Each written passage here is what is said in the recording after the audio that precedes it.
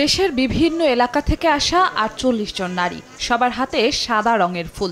অপেক্ষা করছিলেন জর্ডানগামী ফ্লাইটের। বিদেশ যাওয়ার অর্থ জোগাড় করতে যখন অনেককে খোয়াতে হয় স্থাবর অস্থাবর সম্পত্তি, তখন বিনা খরচেই জর্ডান যাচ্ছেন এই নারীরা।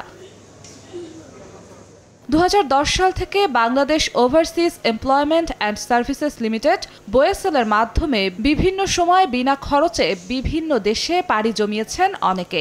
সেই ধারাবাহিকতায় এবার আত্মনির্ভরশীল হওয়ার যাত্রায় পাড়ি জমালেন এই নারীরাও। সম্পূর্ণ বিনামূল্যে BOSL এর সহযোগিতায় আমরা জর্ডানের উদ্দেশ্যে রওনা হচ্ছি। আমরা যদি আমার বাবা মা ভাই বোন আত্মীয় স্বজন সবার মুখ উজ্জ্বল করতে পারি। যোগ্যতা ও দক্ষতার ভিত্তিতে যাচাই বাছাই, এরপর কয়েক ধাপের প্রশিক্ষণের মাধ্যমে প্রস্তুত করা হয়েছে তাদের। সোমবার ফ্লাইটের যাত্রা শুরুর আগে তাদের বিদায় জানাতে আয়োজন করা হয় অনুষ্ঠান। এ সময় দেয়া বক্তব্যে বিদেশের মাটিতে দেশের ভাবমূর্তি অক্ষুণ্ণ রাখার আহ্বান জানান প্রবাসী প্রতিমন্ত্রী শফিকুর রহমান চৌধুরী।